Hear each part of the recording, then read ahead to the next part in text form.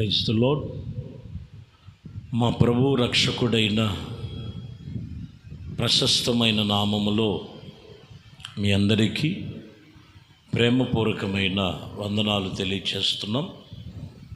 పరిశుద్ధ గ్రంథములో 2 కొరింథీయులకు రాసిన పత్రిక 8వ అధ్యాయము 24వ వచనం. కాబట్టి మీ ప్రేమ యథార్థమైనదని, మీ విషయములో మా అతిశయము వ్యర్థము కాదని వారికి సంఘముల ఎదుట కనపరచుచు ఉండి. ఈ వాక్యములో సంఘముల ఎదుట కనపరచుచు ఉండి ఎలా కనపరచబడి ఉండాలి? దేవుని ప్రేమ, క్రీస్తు ప్రేమ మాలో ఉందా లేదా రుజువుపరుచుకోవాలి. క్రీస్తు ప్రేమ మాలో ఉన్నదా లేదా? అట్టి రీతిగా మమ్మల్ని మేము దేవుని ఎదుట కనపరుచుకోవాలని వాక్యం ఇక్కడ చెప్తున్నమాట.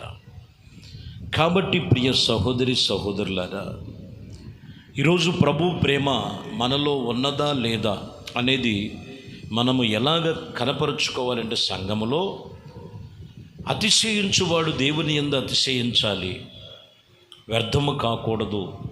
సంఘములో ఎప్పుడూ కూడా మనం దేవుని క్రీస్తు ప్రేమను, నిన్ను వలె నీ పొరుగువారి విషయమే, సంఘము విషయమే, నీ కుటుంబ విషయమే, అలాగే నీతో పనిచేసే చోట కానీ నీవు రుజువుపరుచుకునే విషయంలో క్రీస్తు ప్రేమను రుజువుపరచాలి.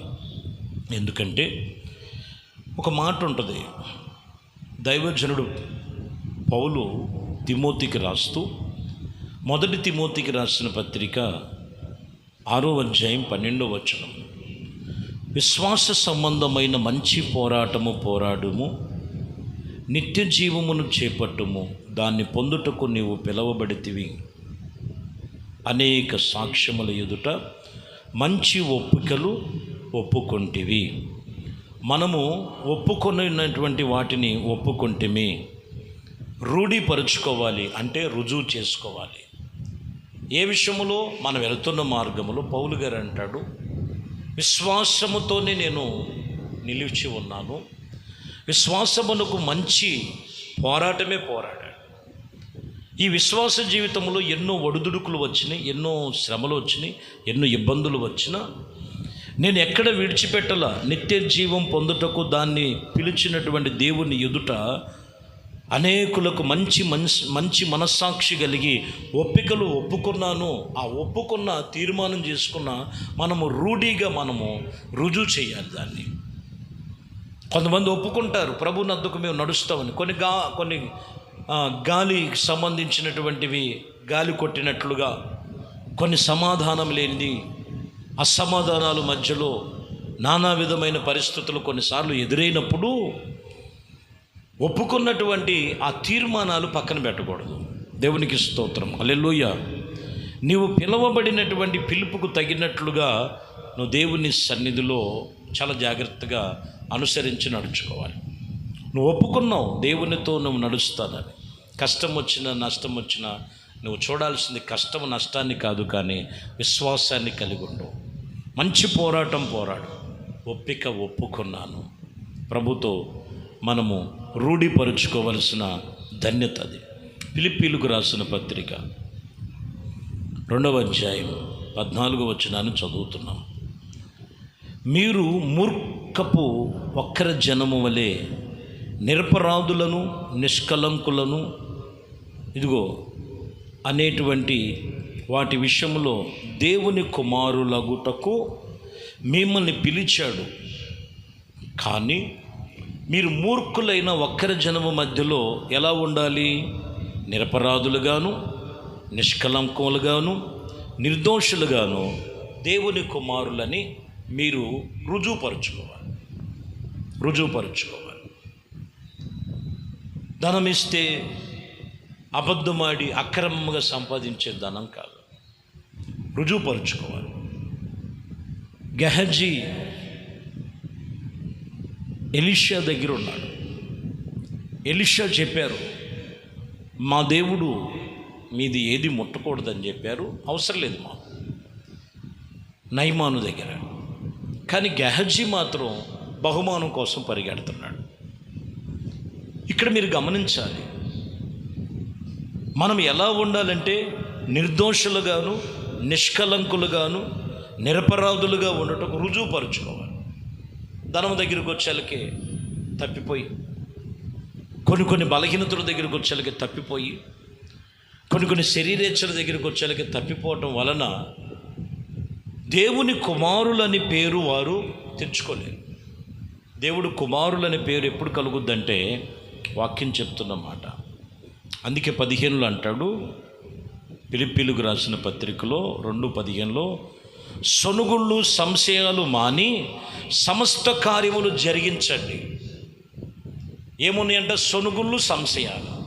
దేవుని నమ్ముకున్నాం, ఏమొచ్చింది, ఏం కలిగింది, ఎంత సంపాదించావు, ఏం కూడబెట్టావు, వాళ్ళు చూస్తే ఇలా ఉన్నారు, వీళ్ళు చూస్తే ఇలాగ ఉన్నారు, మన జీవితాలు ఇలాగైపోయినాయి, మా బ్రతుకులు సొనుగుళ్ళు సంశయాలు మాని సమస్త కార్యములు జరిగించండి. దేవుడు ఏం చెప్తాడో అది జరిగించడానికి నువ్వు రూఢిగా అనగా నువ్వు రుజువుపరుచుకొని దేవుడు చెప్పినట్లుగా నువ్వు నడుచుకో.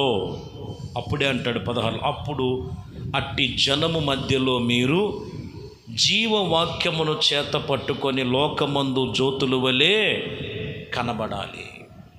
అది రుజువుపరుచుకుంటాం. అంటే జీవవాక్యమును చేతపట్టి లోకమందు జ్యోతుల వలె, లోకములో కలవక, మనుషుల యొక్క ఆలోచనలు కలవక, దేవుడు వాక్యము జీవవాక్యము చెప్పినట్లుగా ఆ వాక్యమును బట్టి నువ్వు అనుసరించి నడుచుకున్నట్లయితే నువ్వు ఎక్కడున్నా వెలుగుతావు, ఎక్కడున్నా వెలుగుమయముగా తీర్చబడతావు.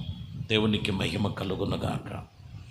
చూడండి, వాక్యములో ఇక్కడ చెప్తున్న మాట ఎబ్రీయులకు రాసిన పత్రికలో 11వ అధ్యాయము 1వ వచనం, విశ్వాసమన్నందు నిరీక్షణను బట్టి నిరీక్షింపబడిన వాని యొక్క నిజస్వరూపము అదృశ్యమైనవి పైనను నీవు రుజువులై ఉన్నది. ఇక్కడ 2 విషయాలు ఉంటాయి, దృశ్యమైనవి అదృశ్యమైనవి. విశ్వాసమందు నిజస్వరూపం ఏంటంటే అదృశ్యమైన వాటిని రుజువు చేయాలి. నేను ప్రభు నద్దకు వచ్చాను, ప్రభుతో నేను నడుచుకున్నా, ప్రభుతో నేను నిబంధన చేసుకున్నాను, ప్రభు నా పక్షముగా కార్యములు జరిగించాడు. ఇది రుజువు. అదృశ్యమైన వాటి యందు రుజువు చేసుకోవాలి. హోషేయ గ్రంథములో 2వ అధ్యాయం 9వ వచనంలో, కాబట్టి నా ధనమును నా ద్రాక్షారసమును వాటి యొక్క కాలములలో ఇంకా దీని యందు నుండక తీసివేసినది దానిని మనను సురక్షితమైనటువంటి వాటి యందు మనము దేవుని సన్నిధిలో ఉన్నదని ప్రతి విషయంలో జ్ఞాపకం చేసుకొని నేను ఉంచుకొని ఉన్నాను. ఏంటిదనంటే దేవుని యందే నాకు దొరుకుతుందని నేను ఎంచుకొని ఉండాలి. అంతేగాని కాబట్టి ధాన్యము ద్రాక్షారసము వాటి కాలమందు ఇంకా దీని యందు నుండిన ఇదిగో తీసివేసినటువంటి ప్రతి విషయములో వాక్యములో చెప్పిన మాట దేవుని యందు మనకు దొరుకుతుంది. దేవునితో నిబంధన కలిగి ఉన్నాం కాబట్టి మనము రుజువుపరుచుకోవాల్సింది ఏంటంటే ఏమి ఉన్నా లేకపోయినా ప్రభు సన్నిధిలో నేను ప్రభు కొరకు జీవించే దేవునితో తీర్మానం కలిగి ఉండాలి అనే నిబంధన మనలో ఉండాలి. అదే చెప్తున్న మాట. కాబట్టి ఈ వాక్యమును బట్టి మూలవాక్యము చెప్పిన మాట ఏంటంటే యేసుక్రీస్తు ప్రేమ సంఘములో ఉన్నదా? ప్రభు సన్నిధిలో విశ్వాసములో నువ్వు నడిచే రూఢి ఉన్నదా? ప్రభుతో నువ్వు నడిచే నిబంధనలో నీవు రుజువుపరుచుకోగలుగుతావా? లేదా మూర్ఖులైన వక్ర జనము మధ్యలో వేరై ఉండక వారిలో కలిసిపోయి నానా విధమైనటువంటి సొనుగుళ్ళు సంశయాలతో ముగిస్తావా? ఒకసారి జ్ఞాపకం చేసుకొని కళ్ళు మూసుకొని ప్రార్థన చేద్దాం.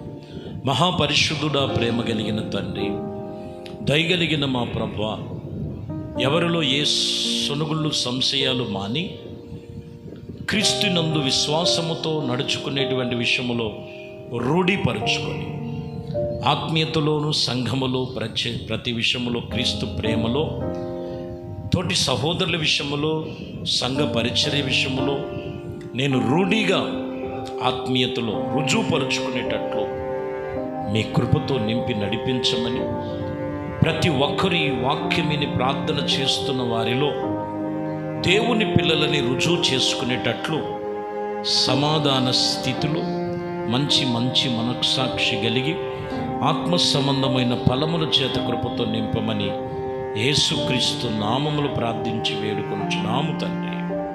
ఆమేన్. ప్రభు మిమ్మల్ని దీవించి ఆశీర్వదించునుగాక.